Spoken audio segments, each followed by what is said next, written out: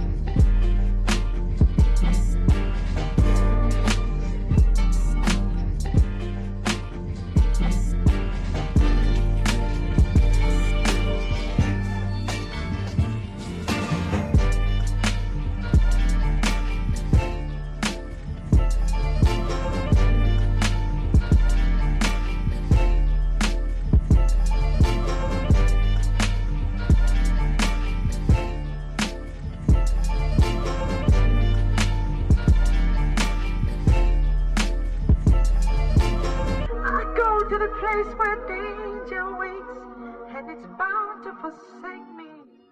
So stupid mind.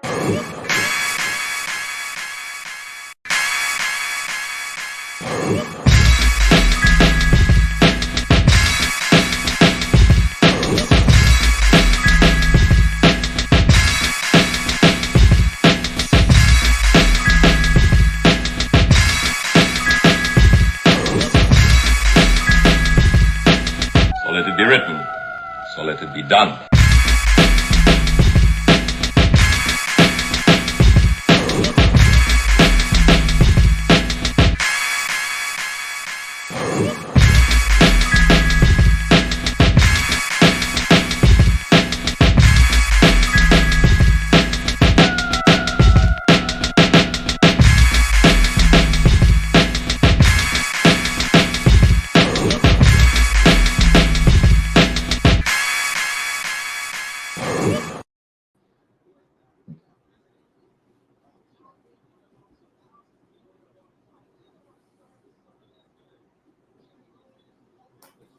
Everybody out there, welcome to tonight's episode of the Heritage Hip Hop Podcast, brought to you by Heritage Hip Hop. I am Karev, I am your host, and today I have a very special guest. But before we go to our festivities, I want to say thank you for watching. Make sure when you come into the chat, hit that like button.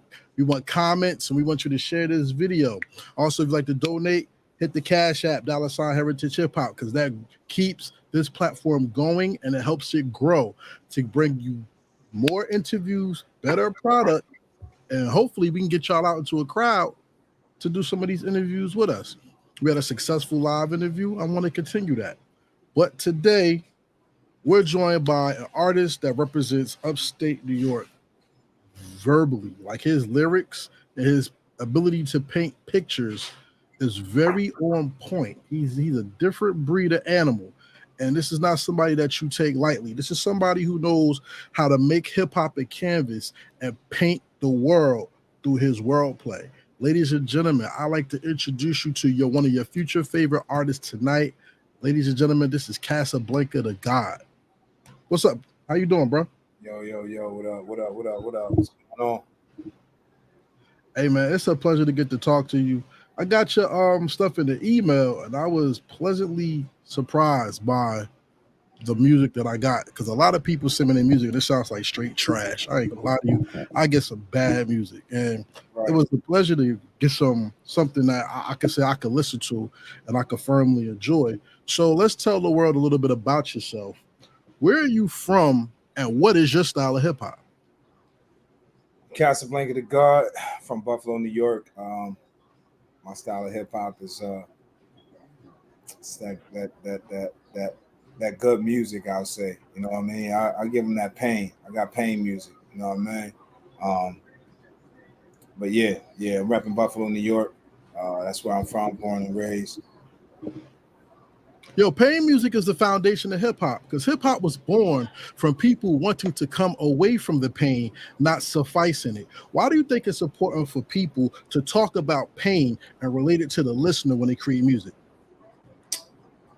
I think it's important for an artist to be able to paint a picture to the fan to see the lyrics. Um, that's the job of the MC. You know what I mean? That's where MCing came from. You visualize what that MC was talking about. You could see what that MC was talking about. And as far as pain goes, a lot of people that's a relatable item. A lot of people have different kinds of pain in their life. You can adapt to that. I think and that's why that exists. I always say love is relative and pain is universal. Ooh. Because everybody doesn't understand love. There's people who are in relationships that don't love their partner. I tell the ladies in my family all the time, if you ask somebody why they love you and they refer to what you do for them, they don't love you, they love your service. Exactly. I totally agree with that. Totally. But everybody can relate to being made fun of, having their heart broken, simping and liking someone who didn't like them back, being broke, or having an opportunity closed in their face. Through us sharing pain, does that make hip hop harder than writing R&B music, you think, or does it make it easier for the people who listen? Shit, what R&B you listen to? R&B artists got pain too. You won't be hearing them boys singing their heart out. That's a different style of pain. You know what I mean? It's a love pain. It's the same thing, but it's relayed differently when you talk about R&B. So Joe got songs with pain in them that we sing. It's pain in that. What's that song? I Want to Know. Yeah, he chasing the girl the whole song, so that's got to be uh, upsetting to chase her the whole song. But yeah, R&B artists got pain too. Oh, oh yeah, most definitely. I mean, you got Soul Sonic. My man talk about some this bitch got me paying the trips. You know what I'm saying? So yeah, there's a lot of pain in R&B, and the sad part is, when it comes to R&B, people will listen to that pain because everybody wants to be loved and be somebody's baby. But when it comes to hip hop, people will ignore your pain because of who you are, the color of your skin, and where you're from. Exactly. So pain music is it's part of mental health. And being that we just came out of mental health month, especially male mental health month, I believe that pain music is essential to give somebody the ability to cry when they can't let their tears show. What does that mean to you? Or joy when they can't show it. So you can give a person joy without them even showing emotions. I got a couple uncles um, that I've never seen cry, and I know they were upset. You know, I just think that my music, as far as the pain goes, I got highs and lows. So it's not just like you know the whole album is pain music. If you listen to Nigalations, we got some highs, we got some lows, we got some corner stories, we got some backyard stories, but that's just something that people can relate to of all colors. You know what made me appreciate pain? Comic books. Most MCs are the most artistic and the most genius people in the world Right. because an MC is able to paint a picture and bring you into a world that's outside of the one you live, but you can relate to it. Right. Everybody loves Spider-Man because he's the guy who wanted the girl. He's always fighting for the affection. He's the loser that becomes a winner when he hides his face. Everybody loves Batman because he had to lose something to find something to protect and to gain the world. It seems with rappers, it's the same thing. Everybody focuses on one thing to bring you into their world to show you that they are geniuses and not just art, and not just people who can create. What is your genius and how does it help you create? My genius is trying to, like as you described, trying to bring people into my world, and being able to articulate that to the listener. You know what I mean? To someone who's listening to the actual project. That's my genius. If I can get you to listening and maybe comment, or you hear somebody say, "Hey man, song number 3 was really dope, man. That shit helped me get through. Me and my girl was arguing, and I put on song number 3, and it just took all that away, and I was able to get through that, man. So I appreciate you making that. That's why we make that music. That's why we make the music." So tell me about your world. What is Buffalo? Is Buffalo abstract? Is upstate New York a Renaissance photo? How do you see it in your eyes?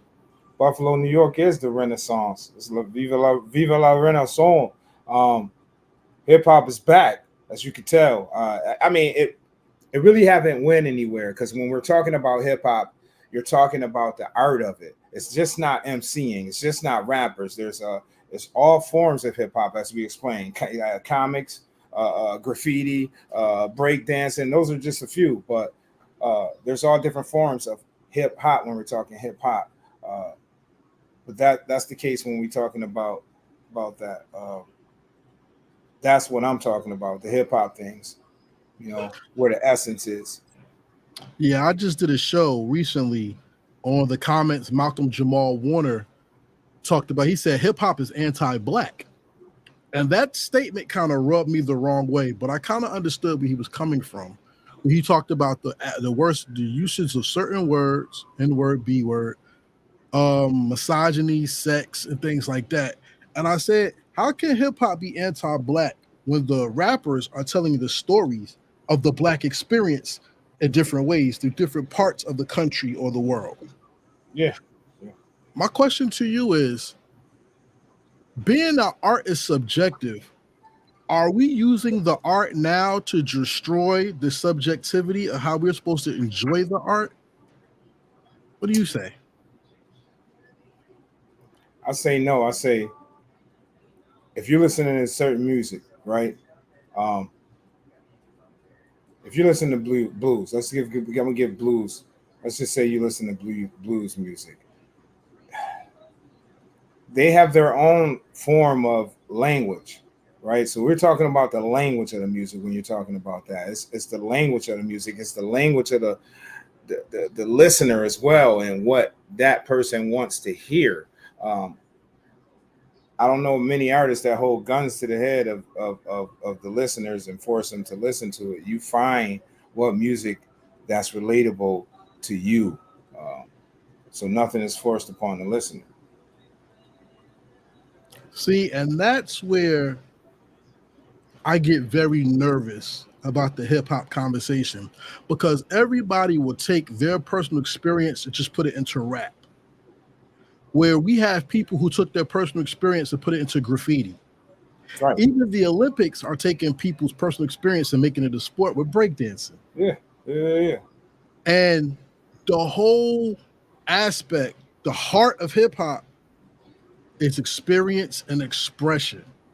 Right.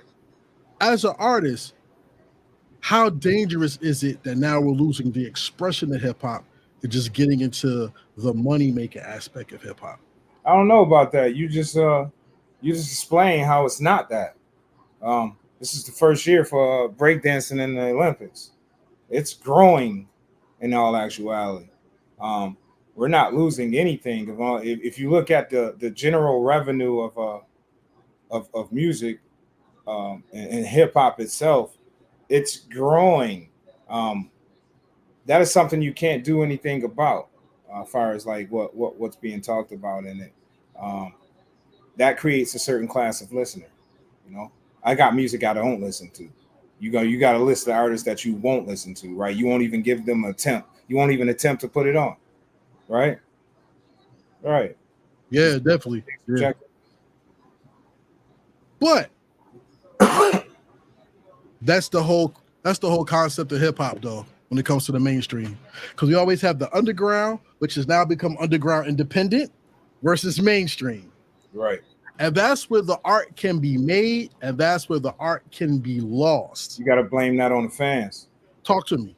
You got to blame that on the fans. Just like WNBA, we crying about pay, and underground hip hop is not where you're gonna be able to take care of your family, so to speak. There's a lot of underground hip hop artists that stays loyal to the underground hip hop, right? And when I say underground hip hop, we know what I'm talking about. There's a difference between underground hip hop and something that's going to probably generate sales, we'll say. You know what I mean? But you got those traditional artists that won't take that leap or even attempt to make a song for where the masses is now. There's a thermostat for that, and you got to know where that is at. And being able to be an artist, you got to be able to paint everything. I like how you said that. We're going to go to our next section of the Heritage Hip Hop Podcast, which is Let's Build. Well, the artist says something so intriguing that makes me think, and we want to focus on that idea. You ever saw this before? Let me see, because I got to... Getting Up. Who was that by? So this was a video game on PS2. And it reminded me of you and your album. Okay. On this video game, right, Talib Kweli actually played the main artist, right? The main person. And this was the game, right? Okay. And the game was about how graffiti was used to fight the government, and how the artist had to get the message known, but the message would only go so far because the underground is where it was the home of the message. Okay. And in the early 2000s, there was a prophecy by Prodigy and KRS-One where it said real hip hop will go underground, and you will look for hip hop in the mainstream and it wouldn't be there. By the statement you said that it's the fans that have to resurrect or have to acknowledge the artist, how does the artist recognize the fans so that they can say my art is here and still get it to the masses so the masses can understand that this is for them and not just made for certain people? Well, you try to stay true to the game as much as possible to stay true. And the artist has to be a real artist, first of all. And you have to stay true to certain aspects of the originality of what we call hip hop is. You got to be able to incorporate that. So, because you're not going to 100% please everybody. We know that. But you got to be able to incorporate certain aspects of, and if we appreciate it, and if we're talking about hip hop and we're not talking about any other genre, the originality of where hip hop began, to be able to appreciate that, and the fans to be able to appreciate you as well. I got that. I captivate that. Casablanca Volume 2, Booking Nigalations. You got to go cop that. I got that. I got hip hop. I got that. I got something for him, her in the back, those two over there in the corner too. You feel me? So, who were the artists that helped you appreciate hip hop? And tell me, were they the same? Were they from different genres? Or that because some people could be influenced by hip hop through rock or blues, jazz, or just visual art. Give me your, everybody says 5, I'll leave it there. Give me your 5 influences that made your hip hop what it is when it came from you. So in order to answer that question, I'm going to pause for a second because I want to be able to give you a great answer for that. But I'm going to tell you right offhand, number 1, Rakim.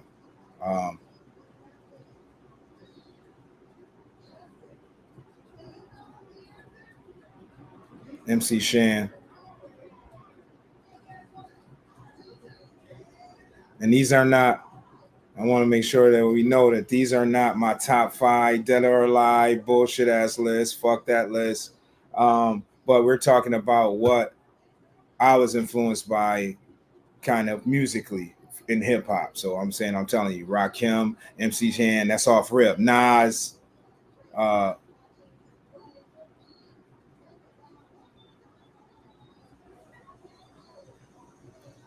DJ Red Alert.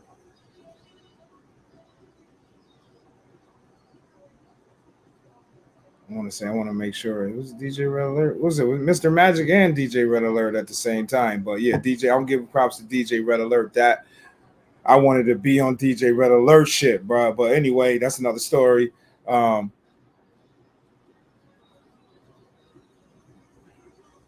Miles Davis. Okay, that's interesting. Miles Davis has one of the greatest albums George ever Washington made. Jr. Mr. Magic album. Look, Really. Yeah, you got your I got those too. Hold on. The fuck is them shits called again? Pops. Huh?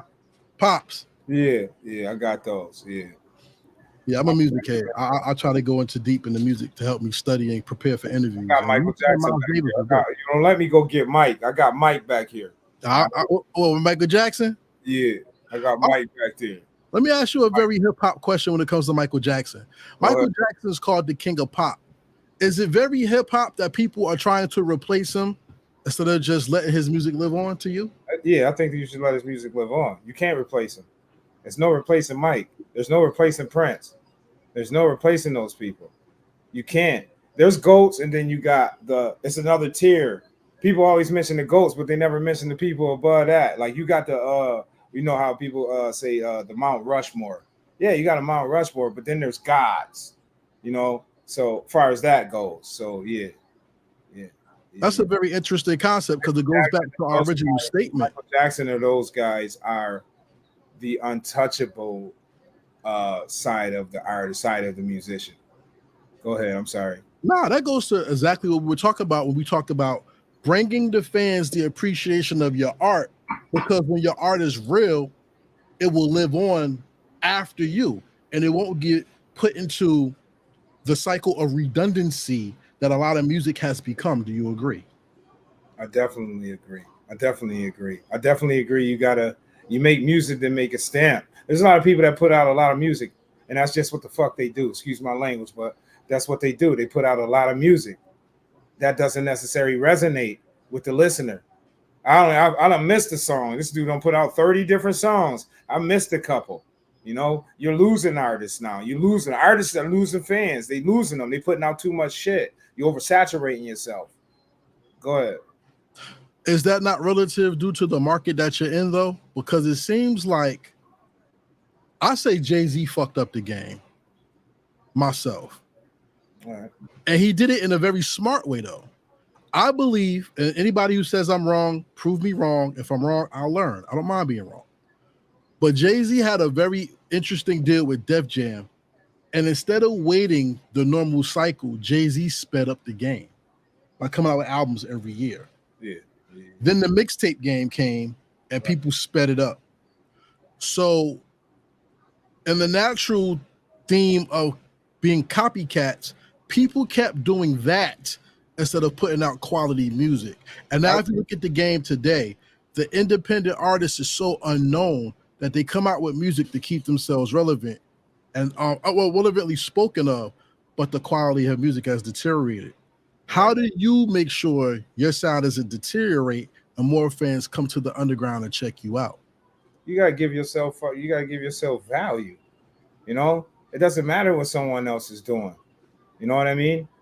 This is not follow the leader when it comes down to making quality music. Casablanca Volume 2 Book of Nigalations, it's all over the place when it comes down to music. We here. And you got to be able to do that. You got to be able to have that.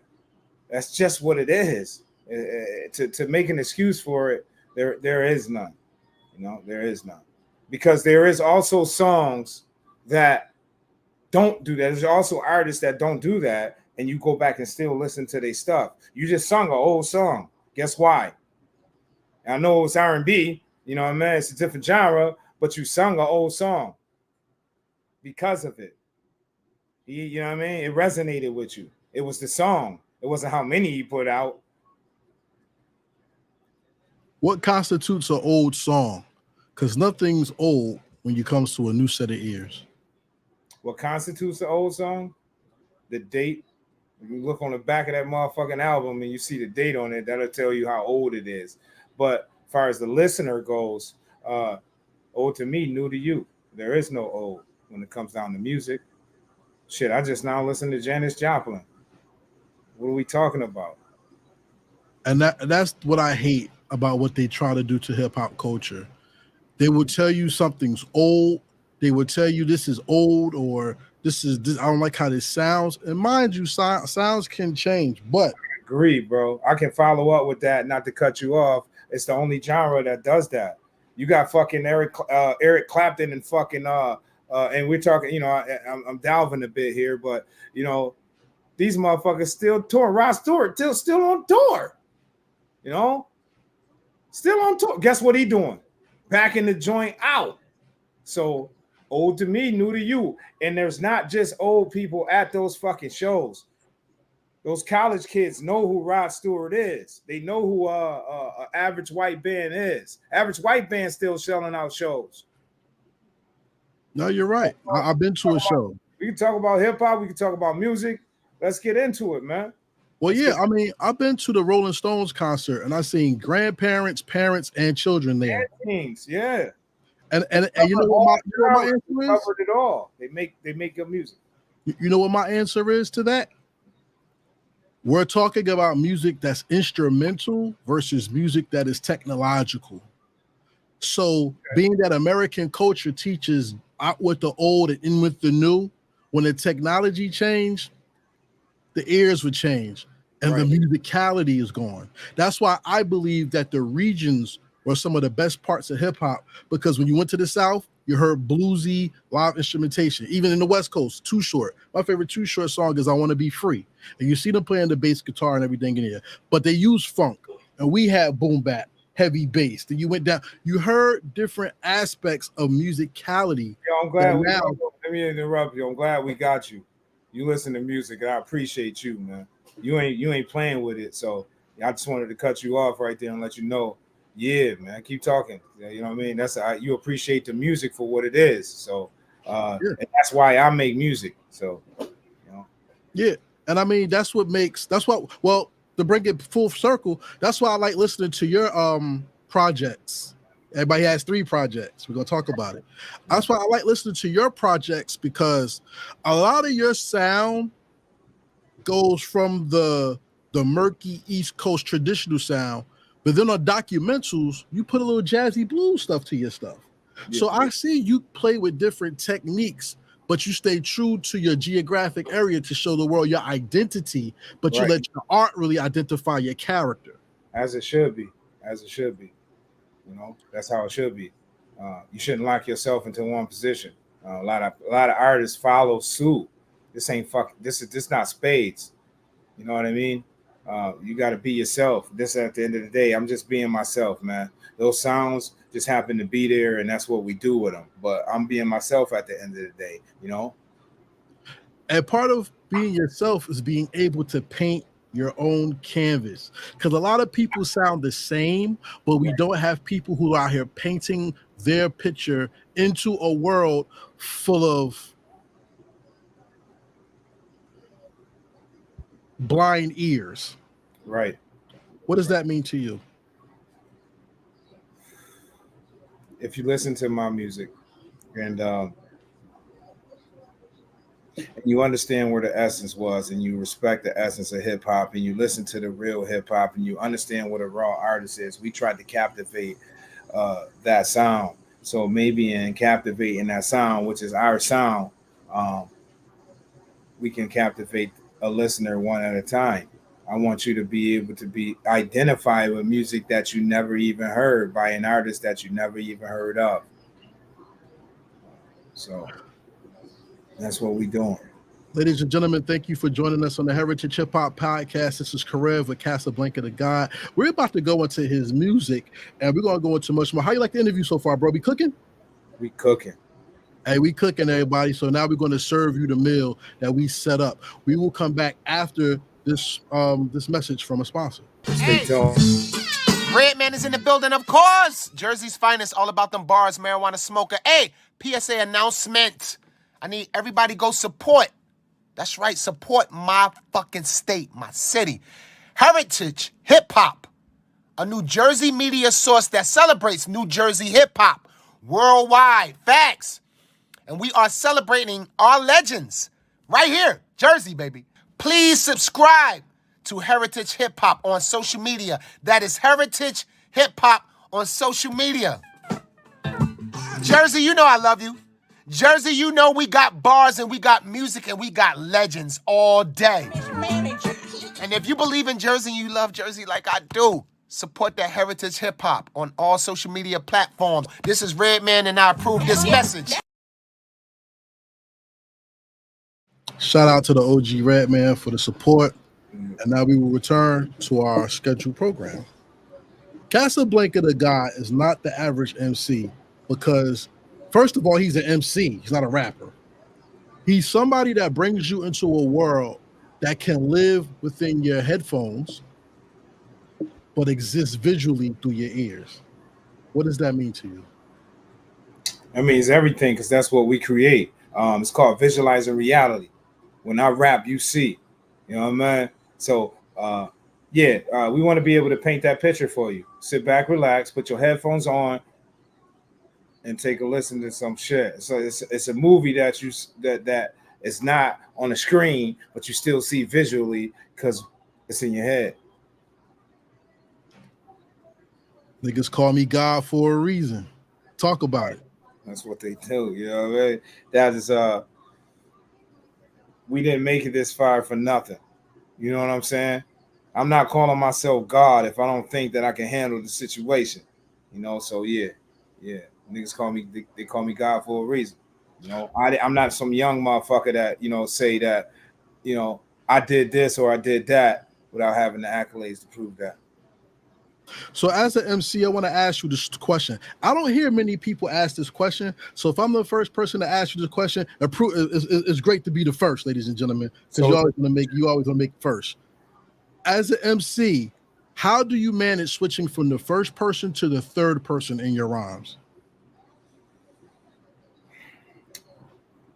When you say the third person, you mean as far as listening?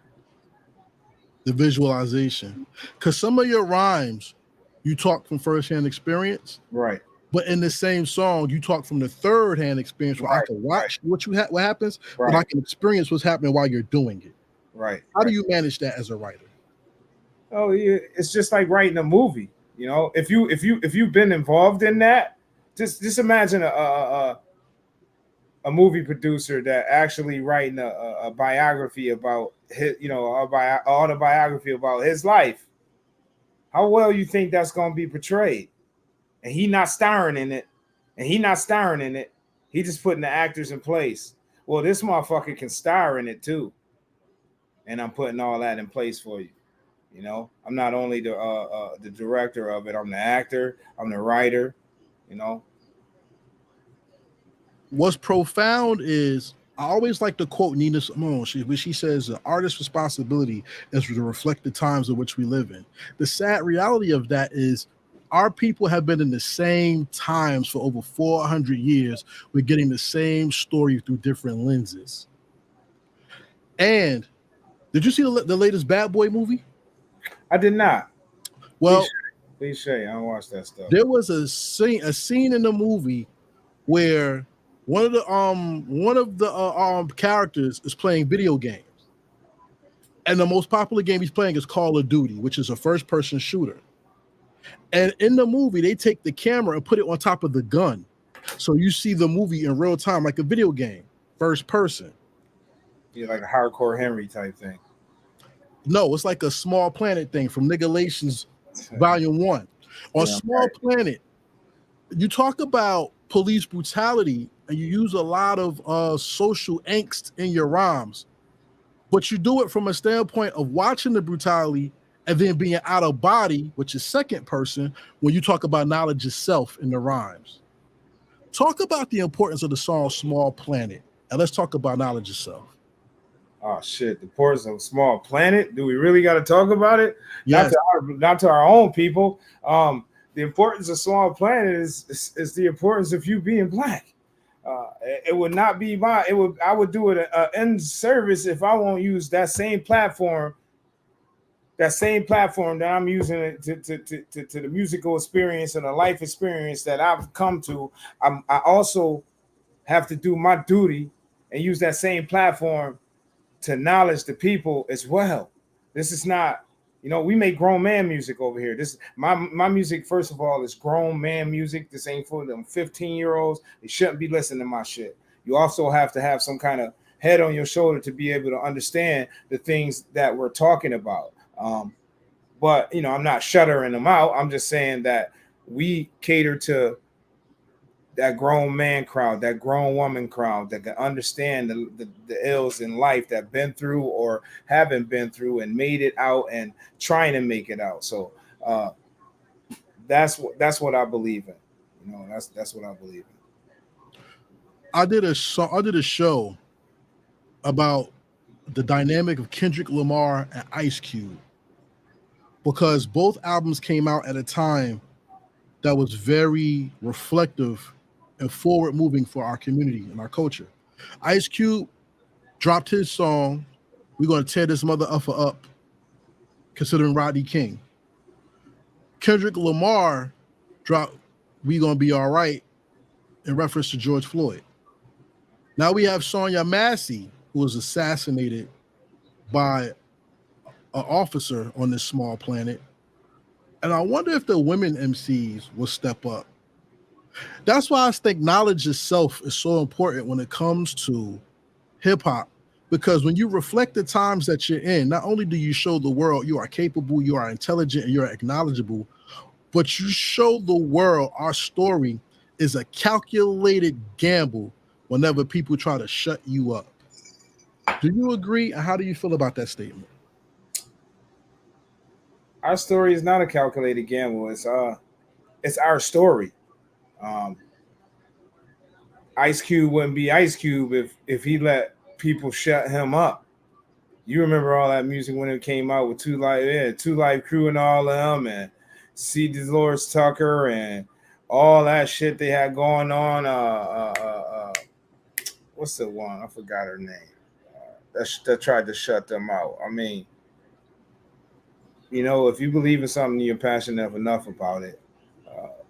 There's nothing that can shut you up. So in making music, you got to be making music and knowing that, and knowing to have that drive and that passion. But hip hop story is a calculated gamble because it reflects on money. And unfortunately, not every hip hop story does. Not every hip hop story does. We'll talk about it. Which ones don't? There's a lot of hip hop artists that don't reflect on money. There's tons of them. Do I need to delve into who they are? One, KRS-One. He still make a song. He doesn't talk about money.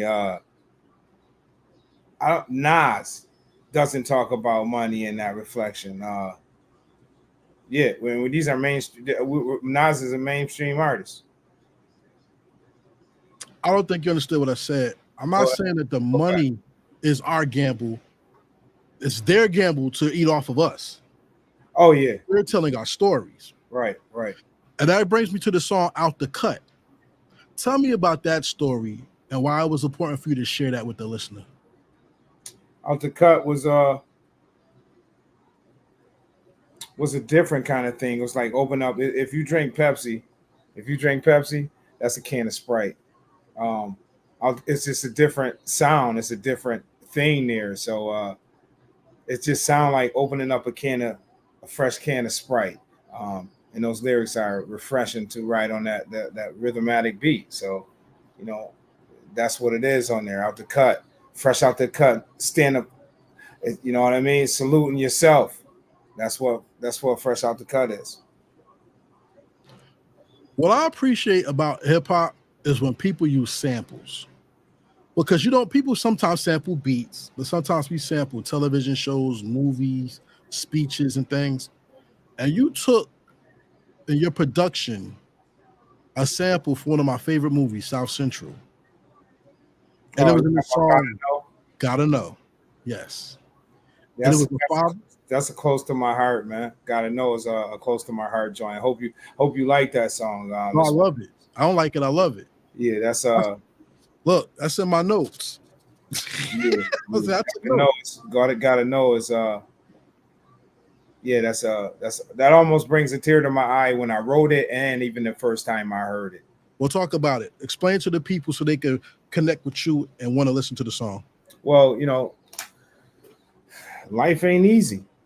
I mean, I'm pretty sure that everybody can adapt to that. Life ain't easy, and Gotta Know explaining about my come up and my ills that I had and the blocks that I ran through in life. It wasn't easy for me. I've been around some bad corners, and to be able to push through that, and to be able to see the sunshine on top of that and still make it out. In a life or in a place where that the odds are stacked against you, Gotta Know became my anthem, and I had to make it. And those are the songs that mean the most, because Gotta Know kind of reminds me of Benny Siegel, Ride for My Niggas. You know what I'm saying? Okay. Because that's a story that's from here. Yeah. Not from here. When you hear a song like, that's my life. My dad left me early, in my life. You know what I mean? My dad left my mom. I grew up with a single parent. I had two other siblings, a brother and a sister, and we grew up with just a mother. It wasn't easy for my mom to see her struggle and go through things to take care of us because she loved us. So it was only right that I got that pain out and put that into a song, because that was part of my life. So it was important to share Gotta Know with the world, because it was that near and dear to me. And like I was saying, to add on to that, the song "This Can't Be Life" was Scarface. We talked about him getting the call by his friend's son dying. Yeah. And that comes from here. Right. That's not music. That's a testimony. And it brings me to a word that you use that really made me sit down. Because when a man sits, he's thinking. And thinking is one of the exercises that maybe you don't move your body, but your body is moving in ways that you can't physically see. But a person who knows you can mentally see your journey. Documentals. Explain that. What the word documentals? Yes. That's my so documentals is my partner, who we made that CD with. He's the producer on that. That's what documentals is. It's basically describing who the producer beats on there. Hell of a project. Ladies and gentlemen, you are listening to the Heritage Hip Hop Podcast with Casablanca The Gawd. And I want to focus on something about you let's be honest. I said before that MCs are some of the most intelligent people in the world that the world will try to ignore. Right. Do you study 120, and is knowledge itself part of your life? Knowledge itself was part of my life early, bro. I mixed a lot at 15. My father was a Sunni Muslim, but I can't tell you that I walked a straight line. And being honest, but if you asking me what my culture is, I'm showing you what it is. Your album covers are very synonymous with 5% and Islamic story. The red and the blue with this moon and the star. Also, the portrait that covers half your face in darkness and half your face in light. And the light is very stern and the dark is very brooding. Can you explain that? And does it match your music? It's not meant to. Let's take that out of the aspect. Okay. Casablanca. If you're talking about the crescent moon and the star, there's over 15 variations of it. Turkey uses it a way. Morocco uses it a different way. Casablanca is my determination of the way that I'm using it. It's to describe Casablanca. So when you see that logo, when you see that crescent and that star, that's Casablanca The Gawd. Salute to art, because art is one of the most pivotal points of hip hop that we take for granted. Album art, cover art, T-shirts. By the way, Heritage Hip Hop has T-shirts. Make sure y'all go to heritagehiphop.com and go to CasablancaTheGawd.com and get some of his stuff, of course. Absolutely. But art is some of the most pivotal stuff in hip hop, because I say the artifacts are the godfathers of hip hop anime. And when it comes to art, We always listen to hip hop, but we don't take the time to visualize our hip hop. One part of life that I know all MCs have is the outreach for their hip hop, and it's not just the voices. You paint. Tell me about painting, and does the painting help you prepare for albums? Painting takes me away from it. If I, I'm being honest here. I ain't even gonna tell you a lie. I'm gonna keep it 100. When I'm painting, I want to get away from everything. That's my one common. That's a one space where it takes me away. That's a whole different artistry, And some people encompass it, but that's not what I'm doing. When I paint, it's to kind of like free everything from. I want to release. It's a release for me. It's not. It has nothing to do with writing or anything. It's actually to take me away from writing, and then I can come back and do everything fresh. Because when you're doing writing at a high clip, you got a lot going on upstairs, and it's important to be able to dump that just as such as a computer, just as such as your when you do a soft reboot or a hard reboot. You know what I mean, so to speak. I ask you because the visual and the expressive art, not only does it take a lot of brain power, it takes a lot of spiritual power. And I respect you highly for that. I know another artist that does the same thing. And I respect y'all both highly because there's a balance to that that's not regular. Right. Because expression comes from the spirit and the soul, and you could deplete one and to accomplish the other. So when you say you take a break to do that, that makes perfect sense. Because the question I wanted to ask, a part of you painting and writing, is songs like Merkia. How would you paint that visually? Because I already have your audio expression. Merkia, how would I paint it? Outside of a subway. It's one of those songs. It's a different kind of hip hop. It's still hip hop, right? The beat is still hip hop. How you hear the beat, jazz. You remember Guru made Jazzmatazz? Huh? Yep. It put you on that Donald Byrd kind of jazzy. I don't want to give it Donald Byrd because he's a GOAT, but it's one of those jazzy things. So I would paint that. I don't know. It would be difficult. It would be difficult. But it's a skill. Just like everybody loves Kobe for the shot. People love Allen Iverson for the crossover, and people love Shaq for the dunk. They're all art forms. Right. Body movement, body control, knowledge, knowing your limits, and then pushing the limits to be great. On your new LP, new project, The Book of Nigga Volume 2, I picked 2 songs that shows me how you break your limits and you push against your limitations. And one of them is On My Way to Church, OMWTC. Yeah. Because even a part of the theory of going to church but still rolling the blunt before you get there is so American and inner city that's a painting by itself. Yeah. Especially when it comes to legalizations and righteousness that comes from above the law. Can you talk about that song, please? On My Way to Church is a metaphor, basically. I'm on my way to church. I'm on my way.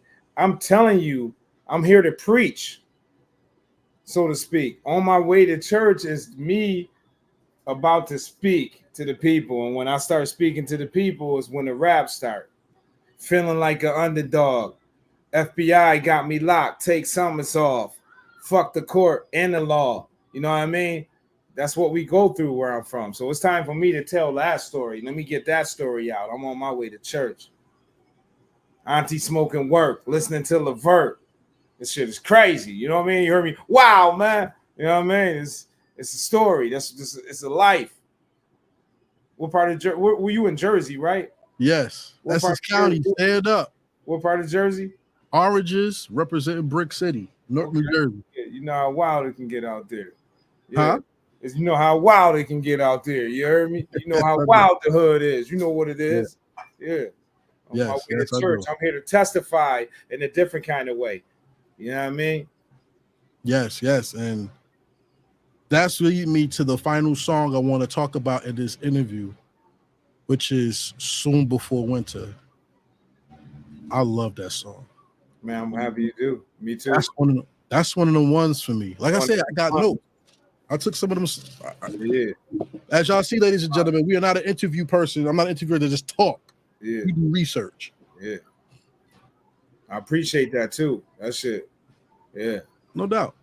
Soon Before Winter touched me because I could feel the rhyme and see the rhyme, but I could also be the rhyme and live the rhyme.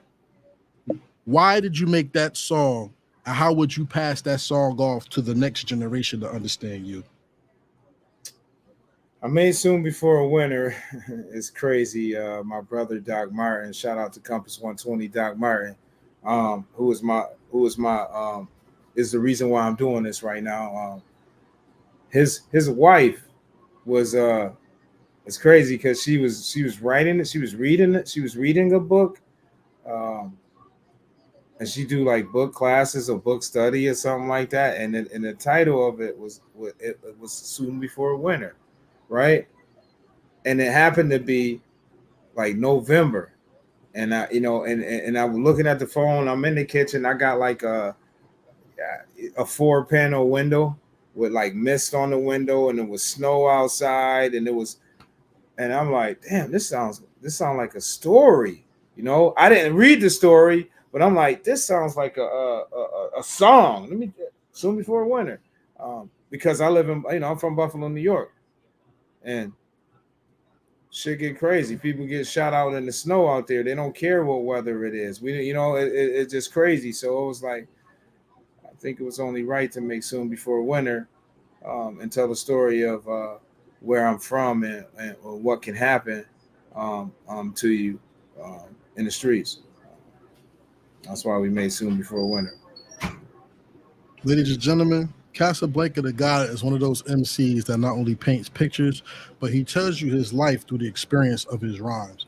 And that's something that we take for granted in hip-hop, because while we see presidential candidates having people twerk on stage, there's people that tell you what a real life stories of what it is to be a melanated person in this country. And we take that for granted a lot. One thing I will tell you, when you listen to Casablanca The Gawd's music, there's real life, but then there's real hope. When you're solution driven and not problem focused, you will see your way out of the box instead of being put into one. Do you agree? I definitely agree. From humble beginnings, man. There's no stopping you. The only person that stops you is you. And I try to give that story in that album, in the Book of Negalations. I came from the same place. Not that I made it out, but I made it out, so to speak.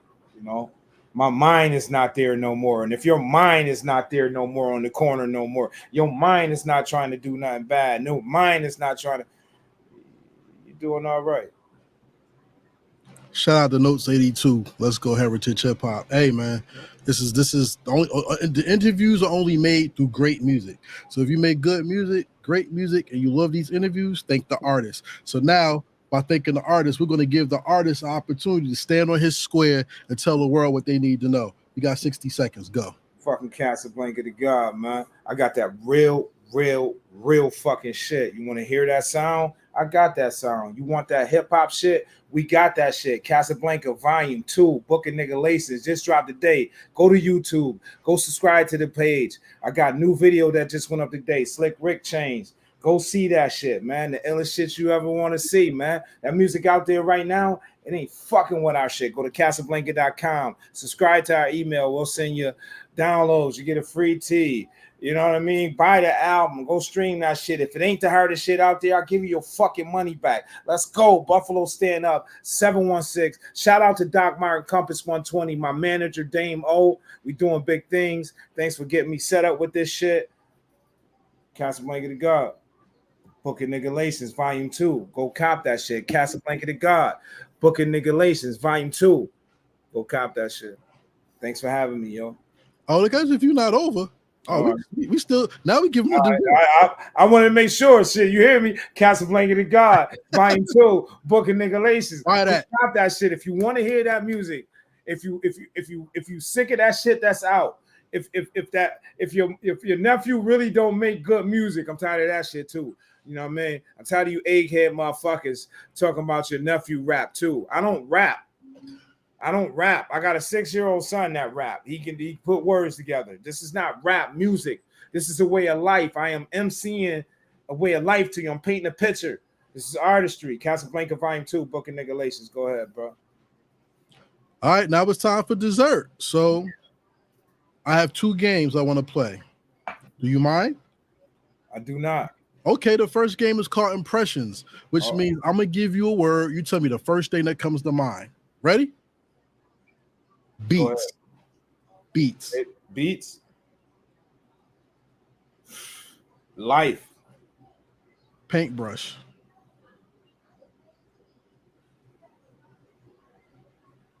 Artistry. Pen. Verbiage. Buffalo. Home. Cold. Winter. Groundbreaking. Casablanca Volume 2, Book of Nigga. The canvas. It's my paper. The goat. God. The booth. My second home. The MC. It's important. The crowd. It's everything. And there we go. So now you have his impressions on what he thinks. Now let's see how the wheels turn. The final game we play is called the rapid fire questions. These are not yes, no questions. These are questions designed to show the world your deepness, your complexity, your knowledge, and the wisdom you have being a part of this hip hop culture. First question, what's the greatest beat ever made? Meaning if this person never came out with this beat, it would have been your first single. There you go. Shit. Answer that question. Ask that one more time so I can give it the appreciation it needs. What is the greatest beat ever made? Meaning, if this person never had this beat, it would have been your beat and your first single. Damn. Greatest beat ever made. To me, is Lyrics to Go. Tribe Called Quest. Ooh, that's a good one. Mini Ripperton sample. Shout out to you. The beat that made Busta Rhymes cry on camera. Did it? Yeah, I saw that. Huh? He cried to that? Yes, Man, he did. First of all, let's not go on to the next question, okay? I want to give a Tribe Called Quest because I don't even think I mentioned them enough. They are instrumental in my life too. Jungle Brothers, Tribe Called Quest. Man, what they did for hip hop. So that album, what album was that? Was that the low end? That wasn't a low Midnight end. Marauders. Huh? Midnight Marauders. Whew. Without talking about another artist, Midnight Marauders was one of the greatest albums ever made. Lyrics to Go was probably, you know how many times I played that song in a row? You too? By far. All right, go ahead. I'm sorry, man. I just wanted to make sure that I got some credit there. Lyrics to Go, one of Casablanca The Gawd top 3 song ever. Okay. People will talk about Upstate New York and Girl Griselda, all the publicity. Who, including yourself, are the top MCs that you would create a song to represent your part of the world from, and who's producing the beat? You gotta ask that again. I heard it, but I didn't hear it. All right, Griselda, let's ask what? it a different way. Go I ahead. believe Brooklyn represents hip hop the way it should be, because Brooklyn will make a song for people from Brooklyn and make a single and take it across the world.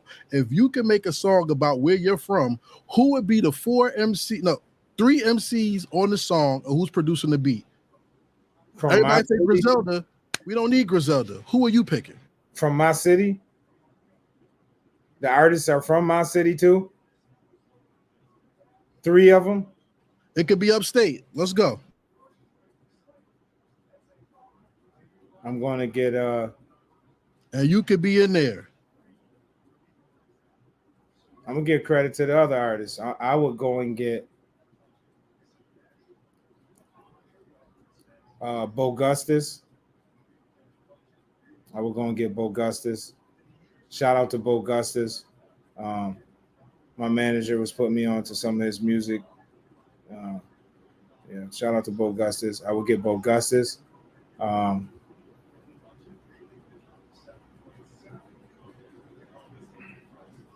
Damn, that's a good one.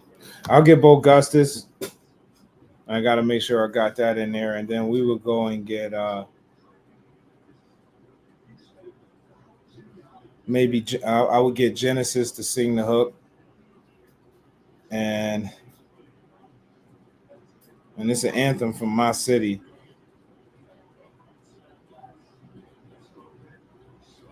So I'll probably get Ali Black. Who's producing the track?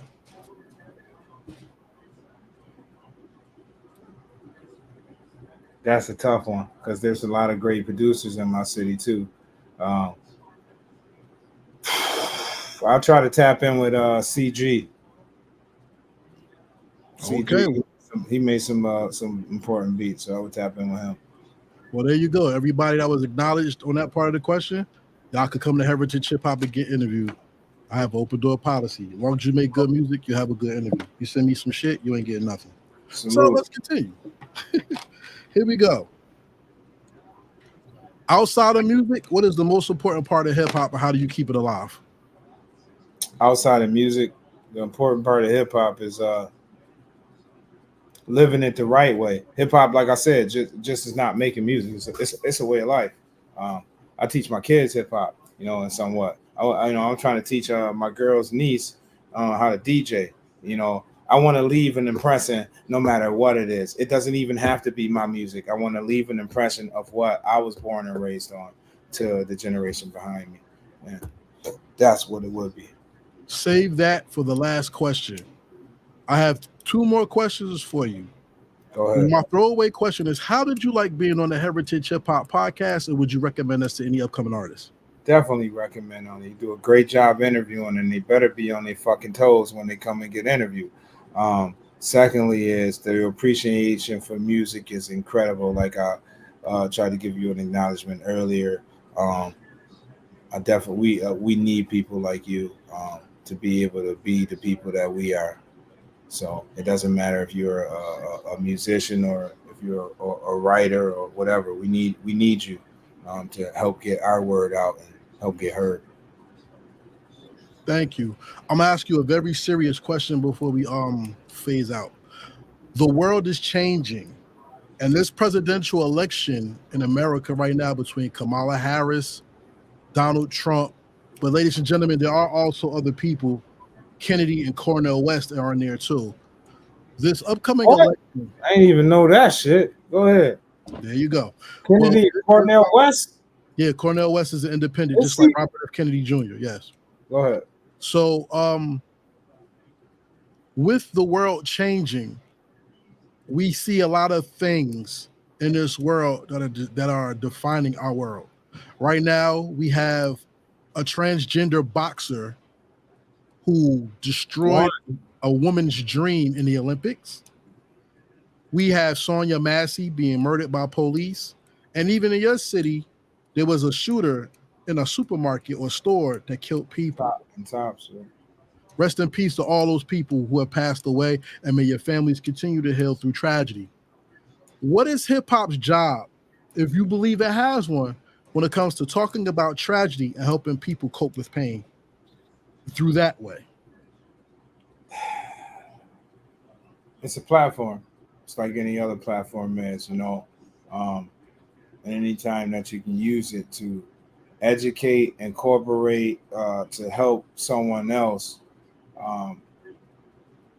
it should be used as long as it's among the right things. I believe hip hop is universal, and like we talked about, it's not just one thing. So we have a job to do. We definitely have a job to do. There are torch carriers for that too, and there are not. Every girl artist, every female artist that come out dances. That's a common fact. And if you're not a dancer, you won't be known. We got to do better. We have to. My music is to show you where I'm from and show you how to fucking get out.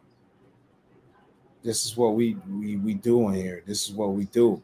Yeah, every situation is not good, but every situation is not end all neither. And we have to be educators and innovators, and we have to be leaders and teachers as well. And we need more of that. Shout out to the ladies that don't shake the ass. Yeah. We appreciate you Rhapsody. too. Salute Rhapsody. Salute. Shay Noir. Shay Noir. She's a cheat code. She's amazing. She's crazy. Let's focus on this gentleman right here. Shout out to y'all though. Yeah, shout out. My last question is the most important question of the first interview. So if you ever want to come back to Heritage Hip Hop, you know what to do. This, like I said, I have an open door policy. As long as you make music I like, I can talk to you about music. So my main and most important question of the first interview is this: 500 years from now, when we go to the Hip Hop Hall of Fame, Hip Hop Museum, and we see Casablanca The Gawd there, somebody's 500 years from now is going to push a button on the wall, and not only is your name going to light up, but your hologram's going to come out the wall, and they're going to see a picture or a performance of you and hear your music. What is the legacy you leave behind that made the world better because you lived and you produced hip hop? Made the world better? We had that many more listeners able to educate themselves on the music that we make and know how to make it out too if they listening to it.